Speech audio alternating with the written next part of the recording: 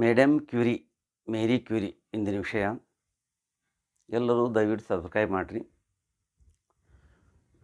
ವಿಜ್ಞಾನ ಕ್ಷೇತ್ರದಲ್ಲಿ ಅವಾಗ ಹೆಣ್ಣುಮಗಳು ಕಲಿಯಬಾರದು ಅಂಥ ಸಮಯದಲ್ಲಿ ಮೇಡಮ್ ಕ್ಯೂರಿ ಅವರು 2 ಸಲ ನೊಬೆಲ್ ಪ್ರೈಸ್ ತೆಗೆದುಕೊಂಡರು. ಒಂದು ರೇಡಿಯಂ ಮತ್ತು ಪೊಲೋನಿಯಂ. ತಮ್ಮ ದೇಶೀಯ ಸಂಯೋಜನೆಗಾಗಿ ಒಂದು ಮೂಲ ಧಾತುವಿನ ಹೆಸರು ಪೊಲೋನಿಯಂ ಅಂತ ಹೆಸರಿಟ್ಟರು. ಪ್ರಪಂಚದಲ್ಲಿ 2 ಸಲ ನೊಬೆಲ್ ಪ್ರೈಸ್ ತೆಗೆದುಕೊಂಡವರು ಒಬ್ಬರೇ, ಅವರು ಮೇಡಮ್ ಕ್ಯೂರಿ.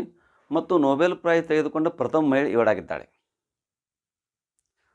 ಮತ್ತು ತನ್ನ ಹೇಗೆ ಮೇಣದಬತ್ತಿಯು ತನ್ನ ದೇಹವನ್ನು ಸುಟ್ಟುಕೊಂಡು ಇತರರಿಗೆ ಬೆಳಕು ನೀಡುತ್ತದೆಯೋ, ಹಂಗೆ ಮೇಡಮ್ ಕ್ಯೂರಿಯು ತನ್ನ ಜೀವನವನ್ನು ಸವಿಸಿಕೊಂಡು ಮನುಕುಲ ಉದ್ಧಾರಕ್ಕಾಗಿ ತನ್ನ ಜೀವನವನ್ನು ಸವಿಸಿಕೊಂಡು ಮನುಕುಲ ಉದ್ಧಾರಕ್ಕಾಗಿ ಅವುಗಳನ್ನು ಕಂಡುಹಿಡಿದರು.